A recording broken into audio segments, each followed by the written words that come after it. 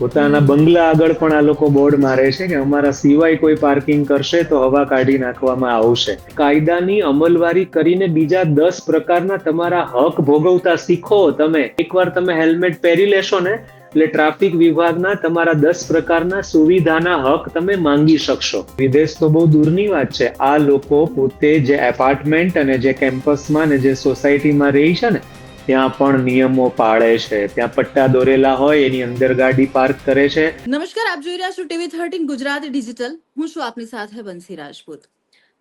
જે રીતે કહેવાય કે ઓવરઓલ આપણે ઘણા સમયથી આપણી આસપાસ જોતા હોઈએ છીએ કે બહુ બધા રોંગ સાઈડ રાજુ આપણી ત્યાં છાશવારે બહુ બધા પડ્યા છે કે તમને નો ટ્રાફિક સેન્સ, આડેધડ જે રીતે વાહનો ચલાવવા, અને એમાં પણ જાણે ગાડી કે બાઇક લઈને રસ્તા પર નીકળ્યા હોય એટલે આખી સોસાયટી પર એક મોટો આમ ઉપકાર કરતા હોય ને એ પ્રકારનો એટીટ્યુડ ક્યારેક અમુક લોકોનો જોવા મળતો હોય છે.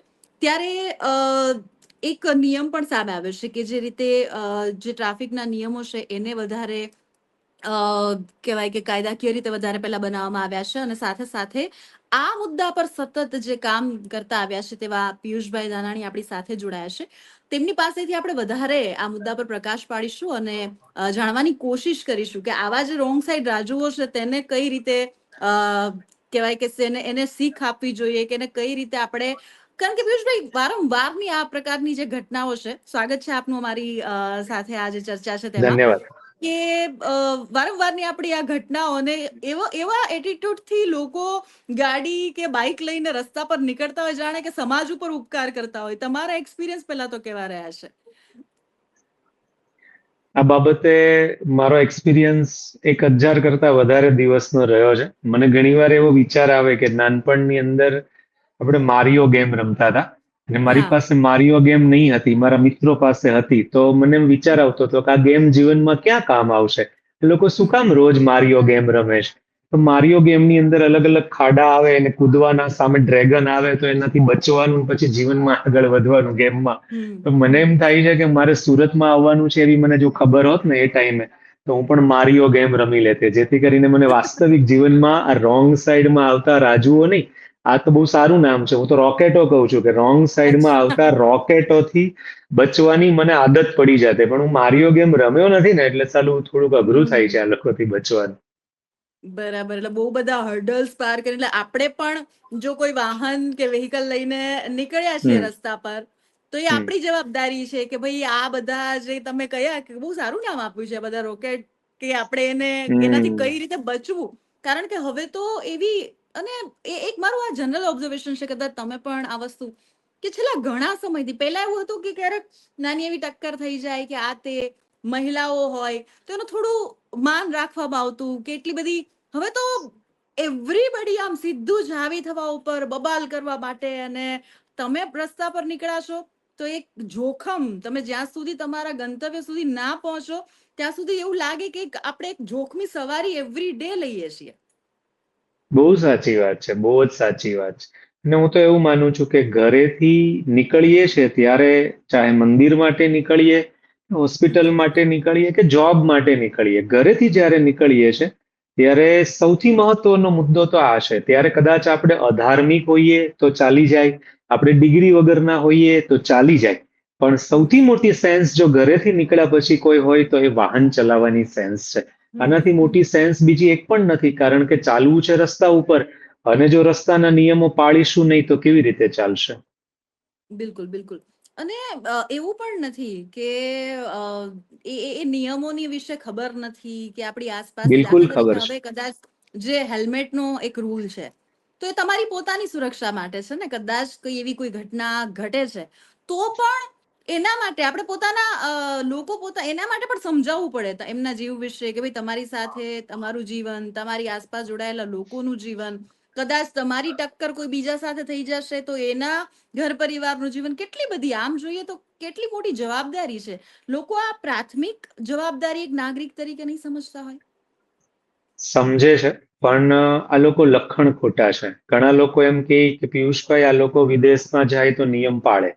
તો હું એમ હમ. કહું કે વિદેશ તો બહુ દૂરની વાત છે. આ લોકો હમ. પોતે જે એપાર્ટમેન્ટ અને જે કેમ્પસમાં ને જે સોસાયટીમાં રહી છે ને ત્યાં પણ નિયમો પાળે છે. ત્યાં પટ્ટા દોરેલા હોય એની અંદર ગાડી પાર્ક કરે છે, પોતાને એલોટ કરેલા પાર્કિંગમાં જ ગાડી પાર્ક કરે છે. યાદ રાખજો, આ પ્રજા લખણ ખોટી છે. આ પ્રજા ઉપર જ્યાં નિયમ છે ને, અને જ્યાં એકદમ રાતોરાત પગલા લેવામાં આવે ને, એપાર્ટમેન્ટમાં આ લોકો નિયમ ન પાડે ને કેમ્પસમાં, તો રાત્રે મીટિંગ બોલાવે પ્રમુખ અને આને ઘરેથી બોલાવવા આવે 2 જણા. એટલે આ પ્રજા નિયમ ભારતમાં જ પાળે છે, એના ઘરે જ પાળે છે. વિદેશ મોકલીને ટ્રાય કરવાની કોઈ જરૂર નથી.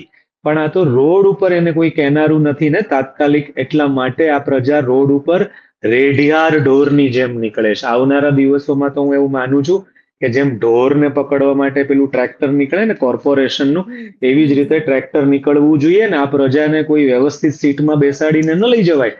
રોંગ સાઈડમાં જનારાને તો ટ્રેક્ટરમાં જ ભરી લેવા જોઈએ. આવું મારું સ્પષ્ટપણે માનવું છે. તો જે કાયદાકીય રીતે અત્યારે જે પ્રક્રિયા થાય છે, કે જે કાયદાઓ છે કે એનું પ્રોપર અમલવારી નથી થતી, એને વધારે કડક બનાવવાની જરૂર છે, તમને શું લાગે છે?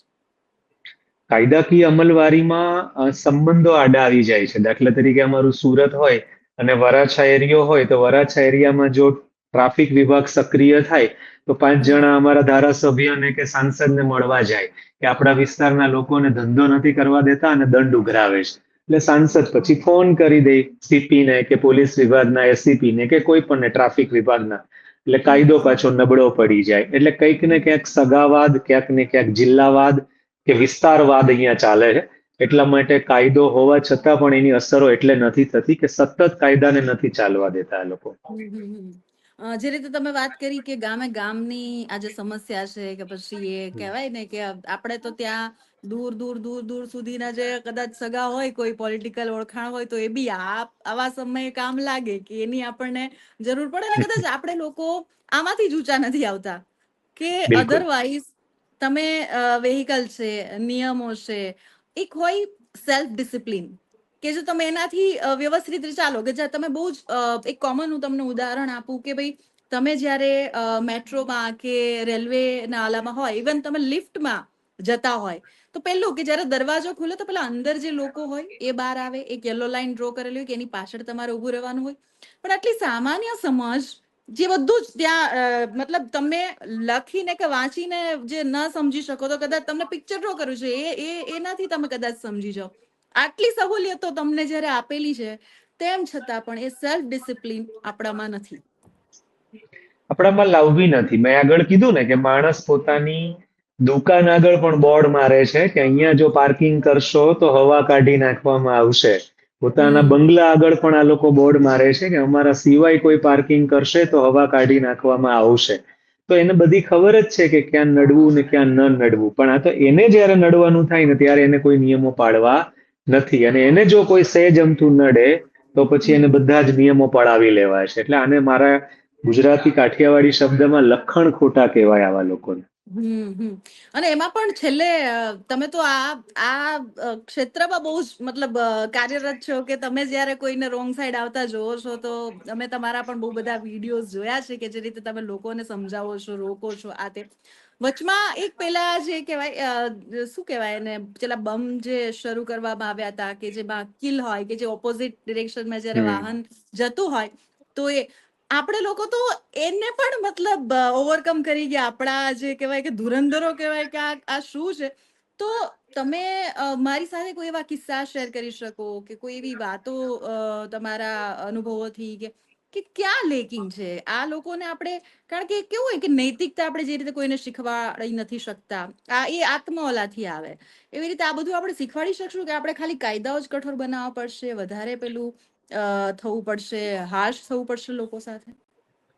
કાયદાઓની વાત મને જ્યારે આવે ત્યારે એવું લાગે કે દાખલા તરીકે આજે કાયદો આવ્યો કે અમદાવાદથી હાઈકોર્ટે એવું કીધું કે હવે જે રોંગ સાઈડમાં આવે છે એનું વાહન 8 દિવસ માટે જપ્ત કરી લેવાનું.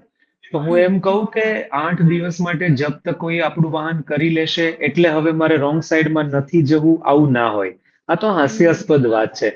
કાયદાથી આવેલી શિસ્ત ક્યારેય ટકતી નથી. શિસ્ત એ જ ટકે છે જે સ્વયં શિસ્ત હોય, જે સ્વયં અનુશાસન હોય.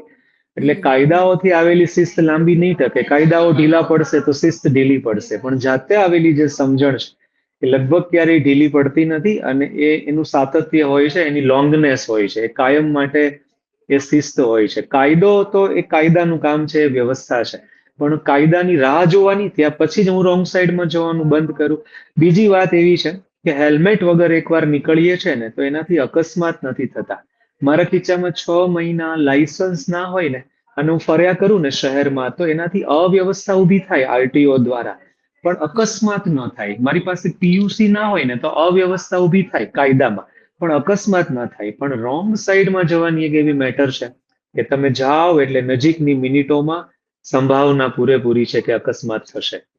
હમ અને એક જાણે કે આપણે એવરી ડે એક હોડમાં હોય કે બધાને ખબર છે કે તમારી પાછળ કે આગળ જવાની જગ્યા નથી, આટલો ટ્રાફિક હમ છે, સિગ્નલ બંધ છે, સિગ્નલ ખુલશે, તમને ટાઈમિંગ બતાવે છે, તેમ છતાં બધાને સૌથી પહેલા ખબર નહીં ક્યાં પહોંચી જવું છે, પણ બધાને પહોંચવું છે. પહેલા પહોંચી જવું છે.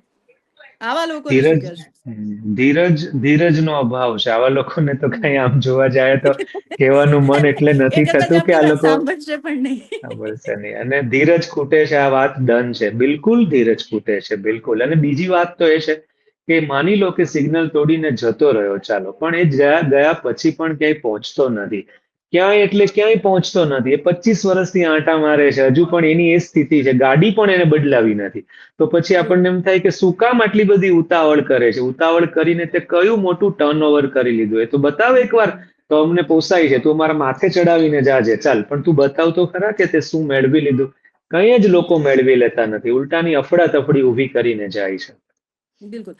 અને સાથે સાથે તમે જે રીતે હમણાં વાત કરી એમાં એક વસ્તુ મારે એ પણ કે ક્યાંક ને ક્યાંક તંત્ર કે આપણી જે વ્યવસ્થા છે એમાં એનો પણ વાંક છે કે જનરલી અમારે અહીંયા અમુક એરિયામાં એવી પરિસ્થિતિ છે કે હાઈવે એમાંથી જે સોસાયટીમાં કે રોડ પર આવવાના જે કટ હોય એને બંધ કરી દેવામાં આવ્યા છે. તંત્ર સાથે હમ અમે લોકો વાત કરીએ તેઓનું લોકોનું કેવું એવું હતું કે ભાઈ એને કારણે આપણે બહુ બધા એક્સિડન્ટ ડેફિનેટલી ત્યાં અમુક કટ પર આડેધડ આવી રીતના જતા હોય, પોલીસ હોય, તેમ છતાં પણ લોકો માનતા નથી. ગમે ત્યાં મતલબ પેલા દુકાનો ને ના પાર્કિંગ ને માર્કેટ ને એ ખડકી દેવાયા હોય, એ લોકો આવીને એના વાહનો પાર્ક કરે. હાઈવે હોય એટલે લોકો આવતા હોય. હવે જે આ વિસ્તારમાં રહેતા હોય એમને તો ત્યાંથી ના છૂટકે એવરી ડે આવન જવાન કરવાનું જ રહેશે. એ બંધ કરી દેવામાં આવે છે. એટલે તમારા જે કટ હોય એ 2 થી 3 કિલોમીટર તમારે યુટર્ન લઈને આવવું પડે. આ ક્યાંક ને ક્યાંક વ્યવસ્થાનો પણ એક કહેવાય કે લૂપોલ્સ કહેવાય કે લોકોનો વાંક પણ કહેવાય. આને તમે કઈ રીતે જુઓ છો? તમારી વાત સાચી છે કે અમુક જગ્યાએ બિનજરૂરી કટ બંધ કરવામાં આવે છે, યુટર્નની ફરજ પાડવામાં આવે છે. પણ એનો મતલબ એવો નથી કે રોંગ સાઈડમાં જવું જોઈએ. બિલકુલ પહેલા તો બિલકુલ. એનું પાલન કરીને યુટર્ન લેવો જોઈએ ને. આમ છતાંય આપણને એમ લાગતું હોય કે આ કટ બિનજરૂરી બંધ કર્યો છે, તો એના કારણો જાણવા જોઈએ, આરટીઆઈ કરવી જોઈએ, અથવા પૂછવું જોઈએ ટ્રાફિક હેલ્પલાઇનમાં ફોન કરીને. પોતાના વિસ્તારના કોર્પોરેટર હોય, પોતાના વિસ્તારના એમએલએ હોય, એની મદદ લેવી જોઈએ. પબ્લિક બહાનું શોધે છે કે ફલાણી જગ્યાએ બંધ છે, એ સરખું કરાવો, પછી અમે રોંગ સાઈડમાં જતા બંધ થઈ જશું. ના, ના, એવું બિલકુલ ના હોય.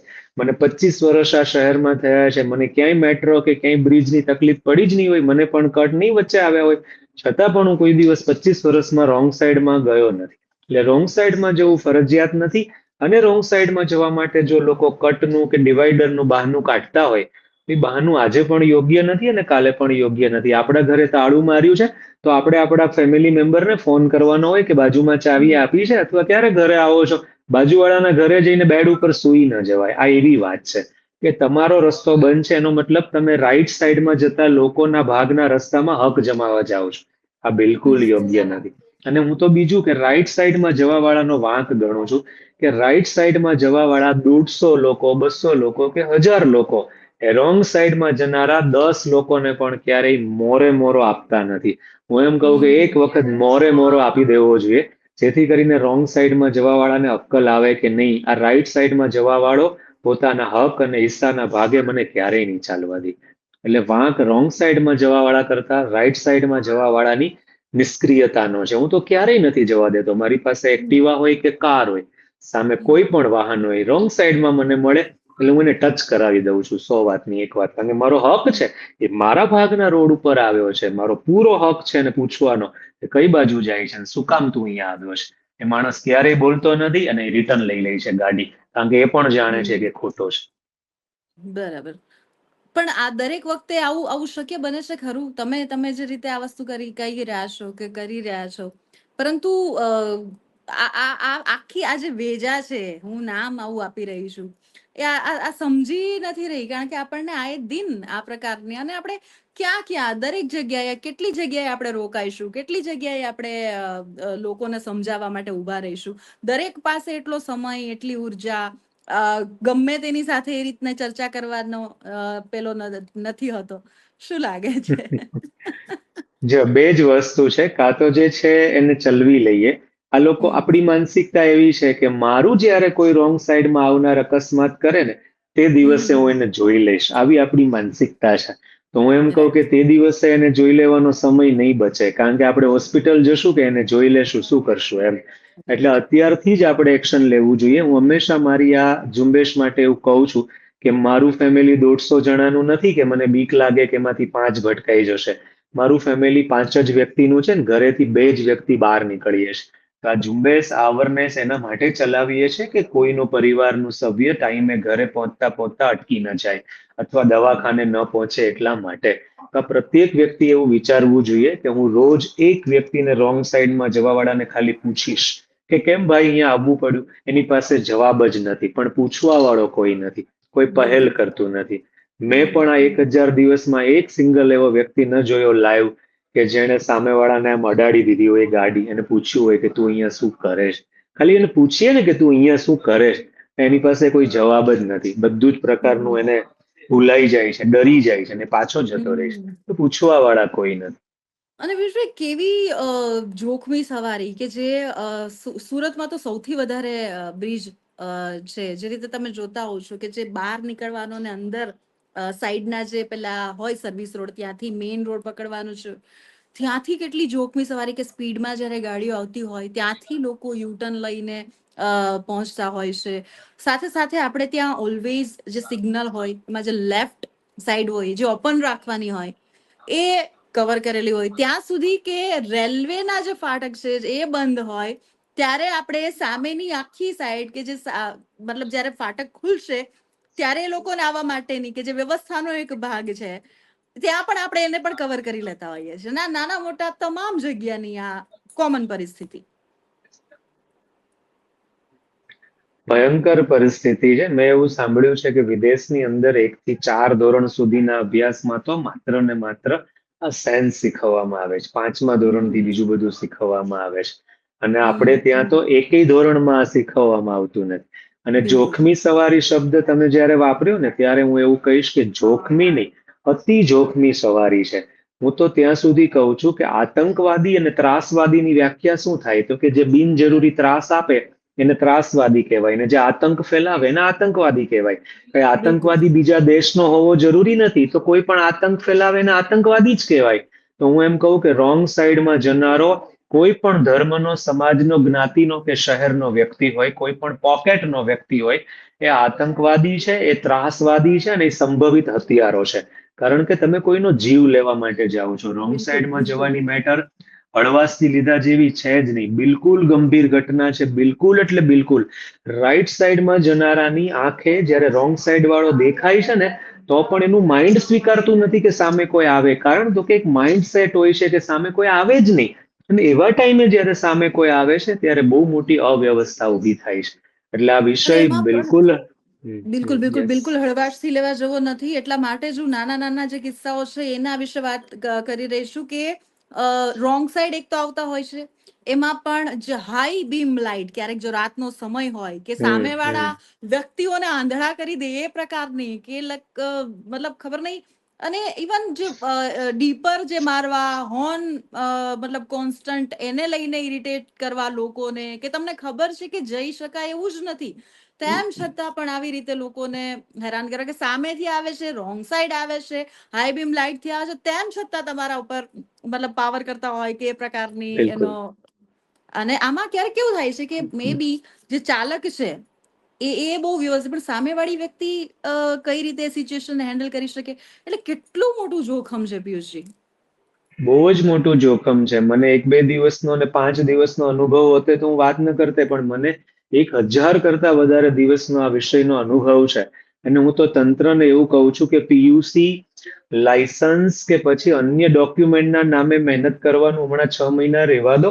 હમણાં તમારી ટીમને એક જ વિષયમાં લગાડી દો, રોંગ સાઈડના વિષયમાં. અને રોંગ હમ સાઈડના વિષયમાં લગાડવાથી બે કામ થશે.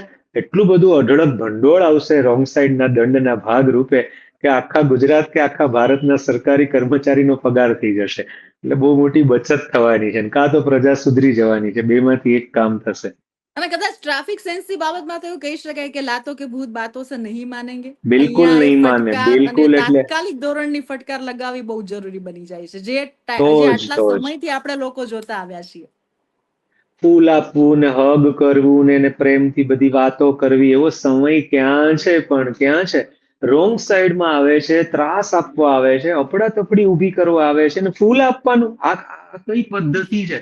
આ વેવલા વેડા છે. ફૂલ આપવાથી દેશ સુધરતો હોતે તો ક્યાં વાત છે? કેટલા બધા ફૂલો માર્કેટમાં વેચાઈ ગયા, કરોડો ટન. કોઈ સુધરી નથી ગયું, એનાથી કોઈ ફરક પડતો નથી. એટલે આ બધા વેવલા વેડા છે. એને દંડાવાળી જ કરવી પડે. તમે કીધું એમ લાતો કે ભૂત બાતો સે માનતે નહીં. એટલે એને શામ દામ દંડ ભેદની નીતિથી જ ચાલવું પડે. બીજું કોઈ ઓપ્શન જ નથી.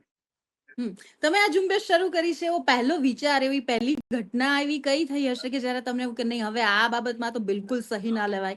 અને સાથે સાથે તમારી જે આ ઝુંબેશ છે એમાં તમે એકલા છો કે તમારી સાથે લોકો જોડાયેલા છે? કઈ રીતે એને આગળ, તમારું જે આ મિશન છે, કેટલી લોકોને સમજાવી શકાય એ રીતે આગળ વધો છો તમે? આ ઝુંબેશમાં જોડાવાનું સૌથી મહત્વનું કારણ એ હતું કે અમારા સુરતમાં કાપોદ્રા વિસ્તારથી મોટા વરાછા વિસ્તારને જોડતો તાપી નદી ઉપરનો ઓવરબ્રિજ છે. હમ ઓવરબ્રિજ ઉપર લોકો રોંગ સાઈડમાં આવતા હતા. ઓવરબ્રિજ એટલે એની એક મર્યાદા, પહોળાઈ નક્કી હોય. એમાં બીજું કઈ શોપિંગ સેન્ટર ના આવે કે તમે સાઈડમાં વધુ ન જઈ શકો. ત્યાં પાળી મારેલી હોય, ત્યાં કોઈ ખાચા ગલ્લી ના હોય. અને બીજું કે ઓવરબ્રિજ ઉપર કોઈ સ્પીડ બ્રેકર ના હોય. માણસ એક ગતિથી જતો હોય. તમે આજ સુધી કોઈ ઓવરબ્રિજ ઉપર સ્પીડ બ્રેકર નહીં જોયો હોય, બરાબર? એ સળંગ જ રાઈટ. હોય એમ. તો એવામાં જયારે કોઈ રોંગ સાઈડમાં આવે ત્યારે કેટલી ભયાનક સ્થિતિ સર્જાય. એટલે આ દ્રશ્યો મેં જયારે પહેલી વાર કોઈ મને વિડીયો સેન્ડ કર્યો કે પિયુષભાઈ, આપણા ઓવરબ્રિજ ઉપર લોકો રોંગ સાઈડમાં આવે છે, ત્યારથી મને એમ થઈ ગયું કે આ પ્રજા કઈ હદે ગઈ છે. રેગ્યુલર રોડ ઉપર તમે રોંગ સાઈડમાં જાઓ તો તમને કોઈ શોપિંગના ઓટલા ઉપર કે કોઈ માર્કેટમાં ઘૂસવાની જગ્યા મળે. અહીંયા તો કોઈ જગ્યા મળે નહીં. અહીંયા જગ્યા ફિક્સ બિલકુલ. છે. એટલે આ કારણથી આપણે આ ઝુંબેશને શરૂ કરી. અને વાત રહી લોકોના સપોર્ટની, તો લોકોનો ડિજિટલ સપોર્ટ રહ્યો છે. આજ દિવસ સુધી અચ્છા. એક સિંગલ વ્યક્તિ એવો નથી મળ્યો કે જેણે એવું કીધું હોય કે કાલે તમે કયા પોઈન્ટ ઉપર ઉભા રહેવાના છો, હું સાથે આવીશ એમ. અચ્છા. ક્યારેય નહીં, નેવર. કારણ ઓકે. કે આ કામ અઘરું છે. આ કામ લોકોની ગાળો ખાવાનું છે. આ કામ લોકોનો ગુસ્સો સહન કરવાનું છે. અને આ કામ અપમાન સહન કરવાનું છે. એટલે આ કામ લગભગ કોઈને કરવું નથી. પણ હું ડિજિટલ જેનો સપોર્ટ મળ્યો છે, બધાનો આભારી છું કે લોકોએ ખૂબ વિડીયો શેર કર્યા છે, કોમેન્ટો કરી છે અને એક માહોલ બનાવ્યો છે. એટલે મને ડિજિટલ સપોર્ટ અદ્ભુત અને અનબિલેવેબલ મળ્યો છે. પણ મને ફિઝિકલ સપોર્ટ કોઈ મિત્રનો કે સ્નેહીનો કે સોશિયલ વર્કરનો ક્યારેય મળ્યો નથી. નેવર. પોલીસ કે તંત્રનો સપોર્ટ મળે છે? પોલીસ અને તંત્રનો મને બિલકુલ સપોર્ટ મળે છે. અમારા શહેરમાં, દરેક શહેરમાં હેલ્પલાઇન નંબર હોય, ટ્રાફિક હેલ્પલાઇન ઓકે. નંબર. હા, તો મેં જેટલી પણ વાર અમારા સુરત શહેરના ટ્રાફિક હેલ્પલાઇન નંબરને ફોન કર્યો છે ને, એટલી વાર એ લોકોએ મારી ફરિયાદનું નિવારણ કર્યું છે. મેં જે પણ પોઈન્ટ ઉપર ટીઆરબીની અથવા ટ્રાફિક વિભાગના કર્મચારીની માંગ કરી છે, રોંગ સાઈડમાં જતા અટકાવવા માટે યા તો વ્યવસ્થા સાચવવા માટે, દરેક વખતે 15 થી 20 મિનિટમાં સ્ટાફ ત્યાં પહોંચ્યો છે.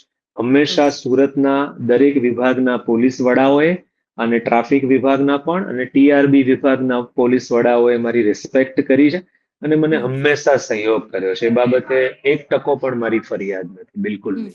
આજે જે રોંગ સાઈડ ઉપર હાઈકોર્ટનો જે ચુકાદો આવ્યો છે, એમને જે એક તાકીદ કરી છે, એ આખી ઘટનાને, એ વાતને તમે કઈ રીતે જોઈ રહ્યા છો? એ વાતનો મને આનંદ ચોક્કસ છે. મારા બહુ બધા સ્નેહીઓએ મને પોસ્ટર નાખ્યા કે પિયુષભાઈ, તમારી જીત થઈ, વગેરે વગેરે, જુઓ તમારા પક્ષે કાયદો આવ્યો.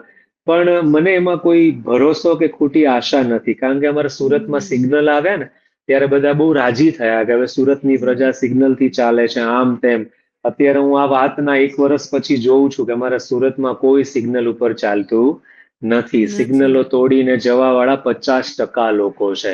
એટલે આ કઈ રેશિયો નાનો નથી, આ બહુ મોટો રેશિયો છે. આ ટકાવારી બહુ મોટી છે.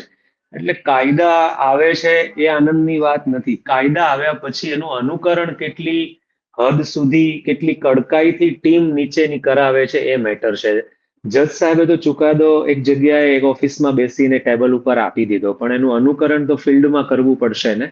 એટલે હમ અનુકરણ કેટલું થાય છે એ મોટી વાત છે. આગળ જતા ખબર પડે. હાલ તો થોડું રાજી થવાનું છે કે ચાલો કંઈક તો થયું એમ, પણ હવે આગળના દિવસો પ્રમાણે ખ્યાલ આવશે કે આનું શું થશે એમ. હમ. એક વાત એ કે જે રીતે કેમેરા દરેક જગ્યાએ હવે ગોઠવવામાં આવેલા હોય છે, સ્પીડ માટેની લિમિટેશન્સ હોય છે, ઈ મેમોની આખી જે સિસ્ટમ સામે આવી છે, એનાથી આમ જોઈએ તો ખરેખર ફાયદો થયો છે કે જે સિગ્નલ પર જે ટ્રાફિક પોલીસ ઊભી રાખીને તમને ટોકીને કે તમને બધાની વચ્ચે જે દંડ વસૂલતી હતી એ વધારે યોગ્ય હતું? ઈ મેમોનો કોઈ ફાયદો એટલા માટે નથી કે ઈ મેમો છે ને એ બહુ ઢીલી નીતિવાળું કામ છે. કાઇન્ડ ઓફ અને ફોર્માલિટી એવું આ લાગે તમને? હા, ઓલું જે સ્થળ ઉપર રોકડા આપવાના થાય ને એમાં મજા યસ, આવે.